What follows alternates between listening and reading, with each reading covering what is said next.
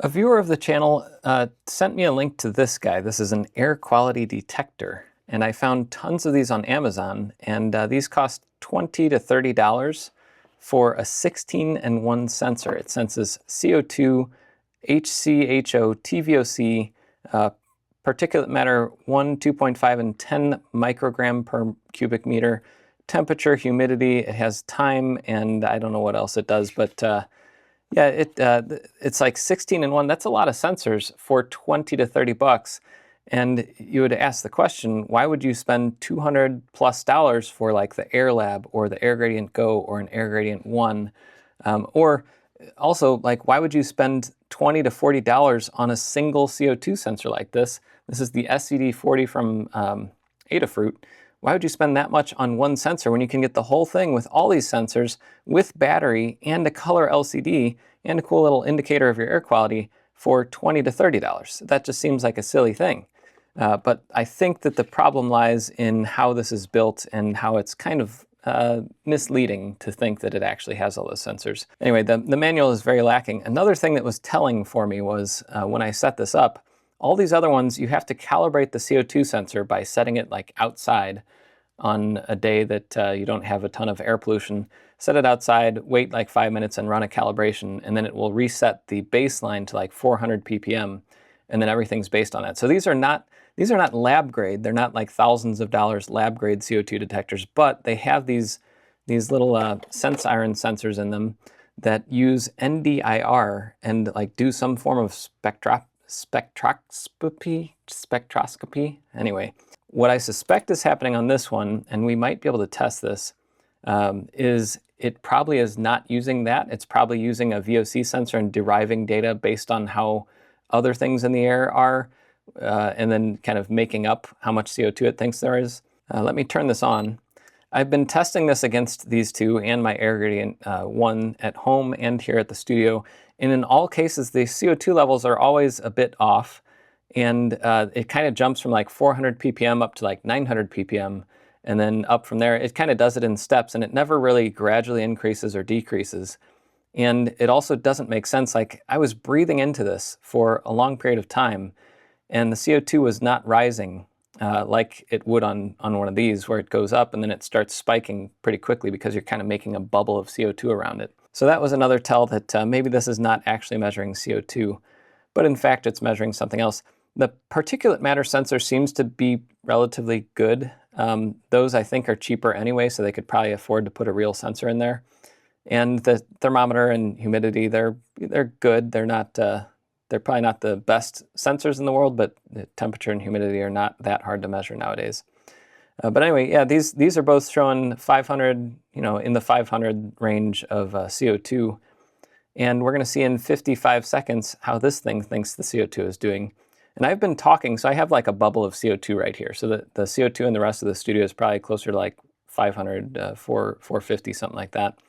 But over here, because I've been talking so much, the level is a little higher. So we should see this up a little higher, but I suspect we're not going to see that. We'll see what this says once it boots up all the way. Okay, so it's saying that the air quality is not great and CO2 at 1,000. So what I'm guessing is that there's something like off-gassing in this plastic or something, and that's causing it to think the CO2 is high because it's not actually measuring CO2. I think the most important thing that I can do is take this apart and we'll see what's inside. I suspect we're not going to find a nice sensor like this one. But, I've been surprised before, but I just don't think that they can do that for 20, 30 bucks. So let's turn this guy off, and I will take it apart, and we'll see what kind of screws we have on this thing. I'll move this stuff out of the way and do this. We can zoom in a little bit so you can see what's going on. And let's try to get these guys out of here. Those are tiny, tiny Phillips heads, but hopefully we can get into there. It is nice to have these little rubber covers. That's like an extra step in manufacturing that seems like it would drive up costs. Why are we not opening up? I want to see what's inside. Okay. It is, okay, there we go. There were just snaps that were holding very strongly together. There's a large battery, and there are some sensors in here, and it looks like they raised this sensor off of the board. I'm not seeing any CO2 sensors, so I think that that might be confirmed, that we're not getting actual... Look at this, interesting. So there's space here. This is the pinouts for one of those sense iron sensors. So they have space on the board for it, and it looks like there's also some other sensors unpopulated. So whoever designed this board, it looks like they designed it so that it could have more sensors and more accurate sensors. But this is the PM 2.5 sensor, it looks like right here. You can see a little fan on there. These blow air past something, and I don't know exactly how that works. You can talk about it in the comments if you want. But you can see it's plugged into PM 2.5 there. This says HCHO, and that's unpopulated. So that number is probably derived from here too. And this one says J3. It doesn't say what sensor that is, but that might be the VOC sensor. I don't see anything else that says VOC on it. There's S3 right there, has a couple holes in it, so that's doing something. Yeah, so we definitely don't have a CO2 sensor. That's where that would be right here if it had one. Let's see, we can unplug this.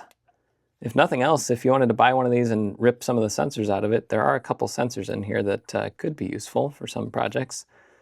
And I mean, if you just wanted temperature and that kind of stuff, this is not the worst thing in the world for that. I'm just going to see if I can get down a little bit, a layer deeper, because there is some stuff under that sensor. A surprising amount of assembly required for this thing. I thought it would just be like one PCB, but they have a couple with little ribbon cables that take extra time. There's a piece of tape to hold this ribbon cable down. There's a battery inserted into here. So let's keep digging down inside of this thing, and we'll see if there's anything under this sensor. Unplug the battery, and yeah, the sum of all the parts, you can rip some sensors out of here and use those in your own project, and it's probably cheaper than buying them all separately. But driving this thing, there's just a couple Holtec chips. Holtec HT1621B, that's this chip. And everything goes out to these different sensors, and everything plugs into them. I'll take off the board and see if there's anything underneath, but I fear that this is going to be the extent of it. Not a very complicated setup, and it does have a PM 2.5 sensor, probably a halfway decent one. So if you just want particulate matter sensing, then that's a good option for you. But CO2, definitely not. And the accuracy of everything and the calibration, that's something that is probably not done on these units like they are on like air gradients. So the saying goes, you get what you pay for. And obviously you're paying a premium for something like the air gradient Go. I'm not going to lie, those things are expensive, and it's not something for everyone. But you get what you pay for. We'll just leave it at that. There we go. Okay, so this side, it's literally just that display. So this side is literally just the display, and I have this little guy on there that I'm going to have to fold over so it doesn't get stuck in the frame. And once we get this reassembled, I will peel that off for you so that you can enjoy it in its full glory. But yeah, let's get this back together, and I'll summarize what we've learned, which is basically this does not have CO2 monitoring. That's the most expensive sensor on these boards. But it does have other sensors that are decent quality, so it's not the worst product in the world or anything. It's just, it's cheap. All right, I got everything plugged back in, and let's see if it turns back on. There it goes. And looks like all the sensors are still working, so that's good. Yeah, this is, I mean, like I said, not the worst thing in the world, but it's not a CO2 sensor, that's for sure. And that's one of the most important things that I have found for tracking whether I need more ventilation, especially in meeting rooms or places with lots of people. Or something that I'll talk about more when I talk about this guy soon is in your car. You'd be surprised what things you can do in your car that can cause you to have very stale air in there very quickly. But yeah, that is the air quality detector, 16-in-1. And I don't know if there is a brand on this. I don't think there is a brand for this. It's just one of the hundreds of random, this one is from Speed Boost apparently. But there's like all kinds of strange named companies that make this basically the same design. But like I said, I will let you watch the peel on here. And there we go. Oh, and yeah, you can see that the fan in there is now spinning on that PM 2.5 sensor, and that's why they have all of this extra ventilation in the back. So if you're ever designing your own sensor, you're going to make sure that you have lots of ventilation. These are not ever going to be like IP67 rated unless there's some magic stuff going on in there, because you need to get air through these sensitive electronic devices. So don't put this outside in the rain. That's going to break it. Yeah. But yeah, there you go. I will see you in the next one. Let's just see what it says for the CO2 level once this boots up all the way. And now it's saying it's quite good. Probably be in the 400 range. Yeah, 450. So I found that it always hovers around 400 to 450 when it's in the good range, and then it bumps up to like 900 or 1,000 when it's in the this middle range here. But I'm gonna pack this up, and yeah, if you get one of these, you could use it. Just I'd ignore this part. Maybe the VOCs are good, maybe not. I haven't tested that as much as the CO2 levels. But yeah, it's definitely not a CO2 sensor, and that's where they can save some cost and make these things super cheap. After I screwed everything in, I saw on the bottom here, this is model AK23. So if you're looking at these cheap ones, that's the model. And another thing I thought about too is I noticed this is, it says it's FCC certified, which it probably is.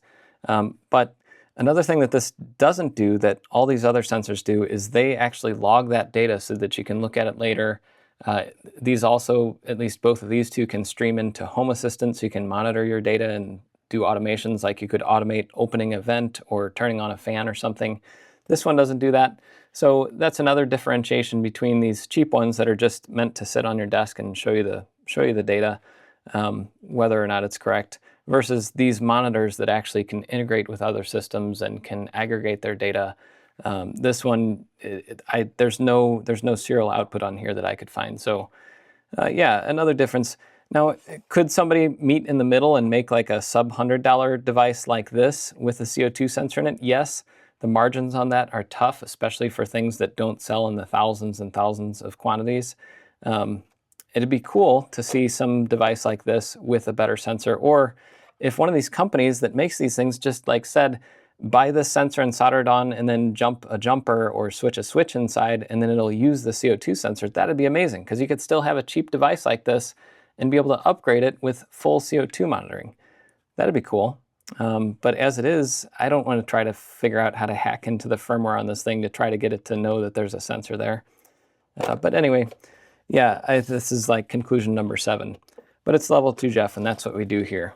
So I will put this on the shelf and try to find a new person that would like to use this and can get some use out of it. Because for me, the most important thing is CO2, and since this doesn't actually monitor that, it's not that valuable to me to have the data that it gives out.